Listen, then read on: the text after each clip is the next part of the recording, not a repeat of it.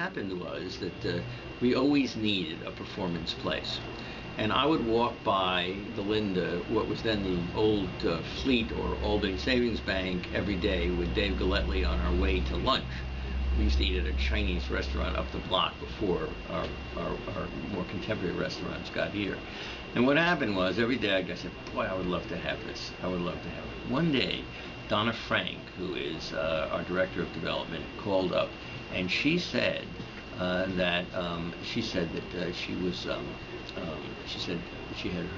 Well, the way that the Linda got started was in 2002. Alan Shartok and I were taking a walk down the street, and there was this old bank sitting on the corner of Quail and Central for at least a year, or probably more, vacant, with a for sale sign. And we talked about it and tossed it around, and a few days later a friend of mine who's a commercial broker called and said, do you think you folks would have any reason for wanting that bank building? And I went to Alan and I said, do we have any reason for wanting that bank building? And he said, yes. And that's how the concept was born. He said, I'd love to have converted and do shows and concerts and film. It was his idea completely, 100%, from just walking past the space. Some people would say, well, why do we need it? We don't live in Albany. And we would say, well, do you understand that in the same way we have Studio A here and Studio B here and Studio C, this is all going to be on the radio.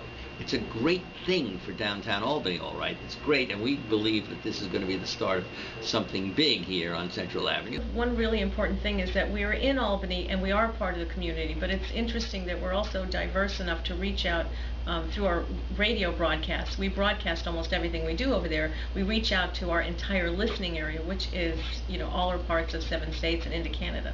So we're serving 2 audiences, and that's really important to note. That's very few venues can say that. And that's cool. We have all kinds of great programming at the Linda. We started out just kind of trying to do musical concerts and things, but it's evolved, hasn't it? We have as much diverse programming at the Linda as we have on the station. We have a film program, we have music programs.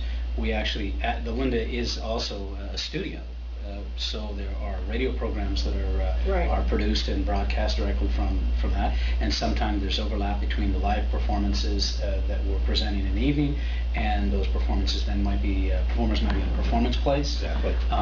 Or we might be doing a film, and that film is connected to student town hall meeting.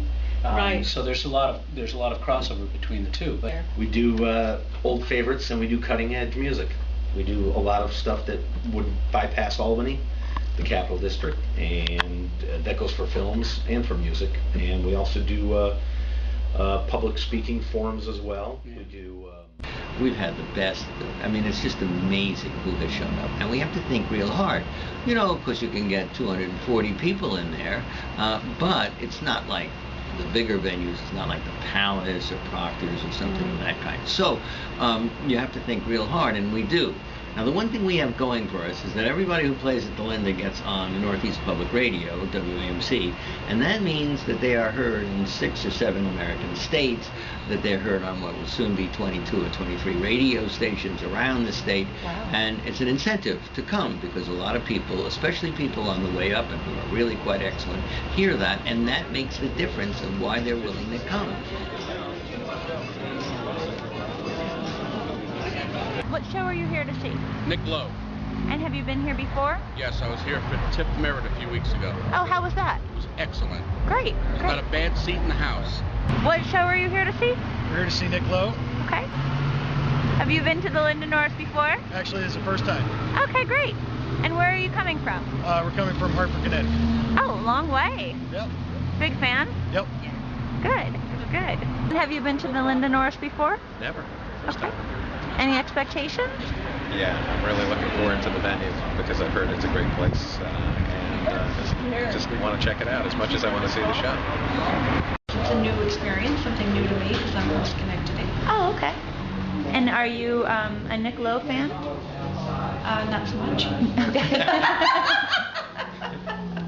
She might have heard it but she's coming here because of me, really. Because I Okay. think it's going to be a good He's the show. Nick Lowe fan. So you're the Dick Lowe fan. Okay. And have you been here before?